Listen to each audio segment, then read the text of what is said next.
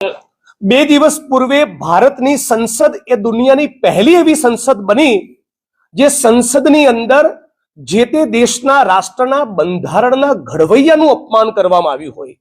જગતમાં બીજો કોઈ આવો દાખલો નથી. ભારતના ગૃહમંત્રી જે એક સમયે તડીપાર રહી ચૂકેલા છે અમિત શાહે ડોક્ટર બાબા સાહેબ આંબેડકરનું અત્યંત નિમ્ન શૈલીમાં અપમાન કર્યું અને ડોક્ટર આંબેડકર આંબેડકર આંબેડકર બોલવું જાણે ફેશન બની ગઈ છે એ પ્રમાણેના શબ્દોનો પ્રયોગ કરીને વર્ષો સુધી દાયકાઓ સુધી એમની પોતાની આરએસએસની શાખામાં સંવિધાન વિરોધી આંબેડકર વિરોધી જે તાલીમ થયેલી એ અમને અંદર જે પડેલું ઝેર એ બહાર એમણે ઓકી કાઢ્યું.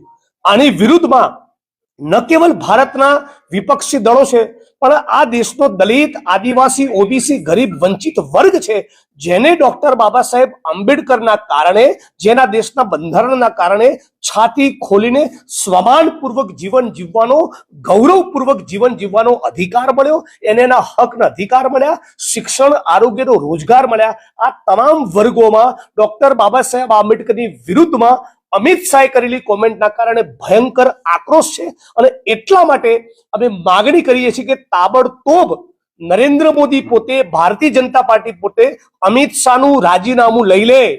અમિત શાહના રાજીનામાથી ઓછું કશું જ અમને ખપવાનું નથી.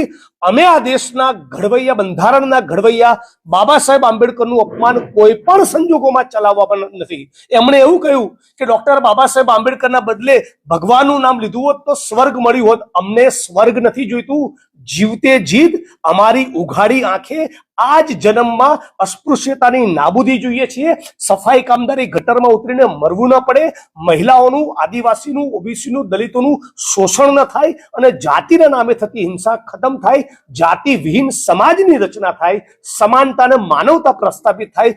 એવો દિવસ સ્વર્ગમાં જઈને નહીં, ઉઘાડી આંખે આ જન્મમાં અમારે જોઈએ છે અને એટલા માટે અમે ડોક્ટર આંબેડકર આંબેડકર કરીએ છીએ અને ડોક્ટર આંબેડકર આંબેડકર કરવાના.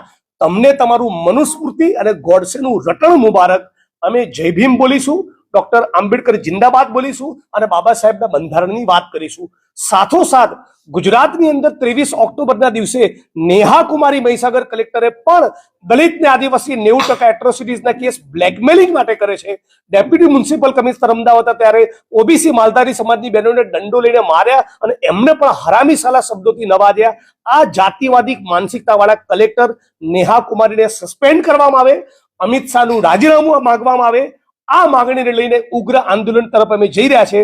એની આ પ્રેસ કોન્ફરન્સના માધ્યમથી જાહેરાત કરીએ છીએ અને બાદ પણ ભારત સરકાર, ગુજરાત સરકાર ન જાગી તો આવનારા દિવસોમાં એક પ્રચંડ આંદોલન અને સ્વાભિમાન સંમેલન અમે દાહોદની ધરતી પર કરવાના છીએ.